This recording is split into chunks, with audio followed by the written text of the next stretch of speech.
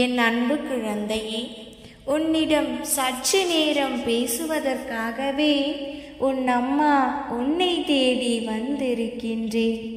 நான் கூறுவதை ஒரு முறை முழுவதுமாக கேட்டால் உன் உள்ளம் மிகவும் மகிழ்ச்சியடையும்.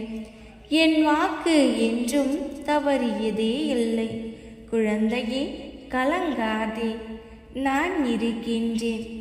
மனிதர்களின் ஆட்டம் எல்லை மீறும்போது ஆண்டவனின் ஆட்டம் தொடரும். அந்த ஆட்டம்தான் இப்பொழுது நடக்கிறது. நீ துவண்டு போகும் சமயத்தில் யாரும் துணையில்லை என்று கலங்காதே.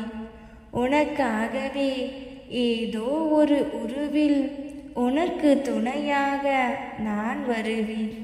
குழந்தையே, தவறு செய்பவர்களை விட அதனை நின்று அமைதியாக வேடிக்கை பார்ப்பவர்களே மிகவும் கொடூரமானவர்கள். அவர்களிடமிருந்து சற்று விலகியே இரு. வாழ்க்கையில் அனைத்தையும் அனுசரித்து கொண்டு போனாலும் கடைசியில் கிடைப்பது என்னவோ வலிகளும் வேதனைகளும் மட்டும்தான். என்னை நீ எங்கேயும் தேடாதே, நான் உன் உள்ளத்தில்தான் இருக்கின்றேன். உனது இப்போதைய நிலையை கண்டு துவண்டு போகாதே. நம்பிக்கையை மட்டும் ஒருபோதும் இழந்து விடாதே. கொஞ்சம் பொறுமை காத்துக்கொள். எல்லாம் நல்லபடியாக நடக்கும்.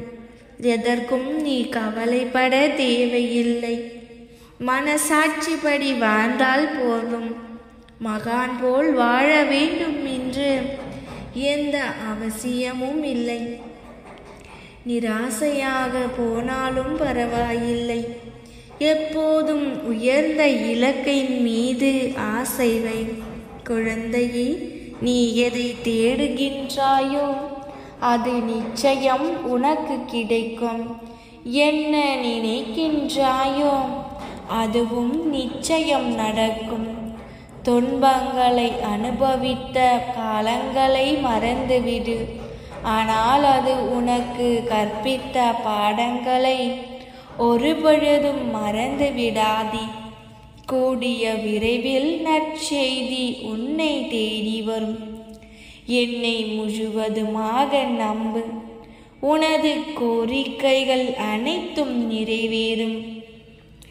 என் பார்வையும் கவனமும் எப்பொழுதும் உன் மீதுதான் இருக்கின்றது. நான் ஒருபோதும் உன்னை கைவிட மாட்டேன்.